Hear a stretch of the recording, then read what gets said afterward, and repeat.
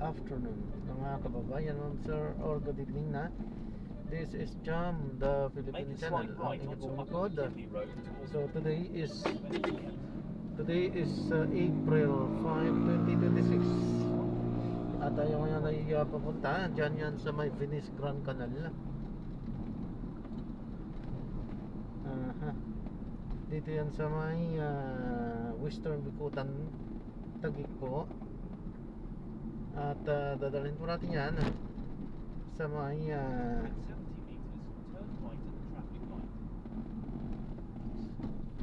dadalhin po natin yan sa may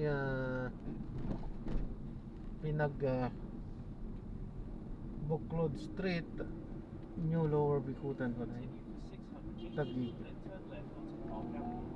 Okay, so magbabalik po tayo mamaya konti po pag nakakuha na po natin sila. Disclaimer lamang po, ang content po natin ay kalsada at hindi ang passenger, kaya naman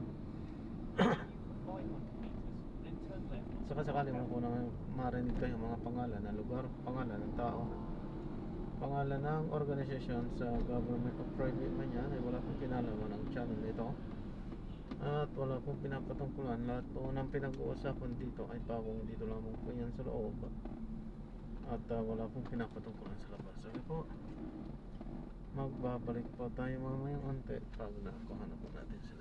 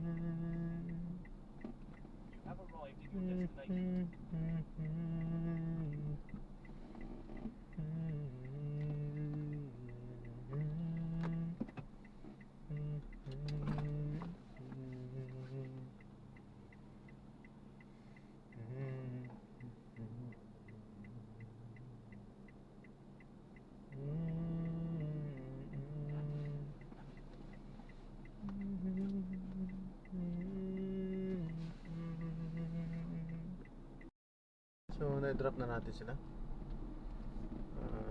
Dito yan sa may Lower Bikutan. Nagpatay tayo ng gabi na. Marami kasing masisikip ang kalsada dito, kaya ayaw natin dito. Hindi sa pag-aarte, pero kasubukan na kasi natin pahirapan tayo. Na traffic tayo dati. Hindi tayo makaalis. Grabe yung hindi nila lahat pero merong iba mga tao kasi nga talagang napakasikip ng kalsada. Kala ko yung ibang tao na nag-a-arrange na para makalusot, hindi pala, pinapasiksik lang nila para makalusot sila. Lumabas sa kanan sa 11. Nakipag-anuhan pa ako na sabi ko kung hindi nyo ko pa aalisin dito, lalong tayo magkaka-traffic, sabi ko. Kailangan kong maka-exit dito. Kasi ako lang yung sasakyan na nakapasok doon, mostly mga trike, motor, tricycle.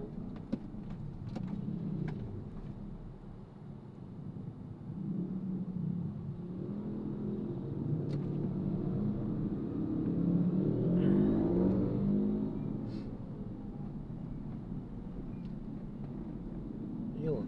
So may isang medyo maganda rin yung espiritu niya.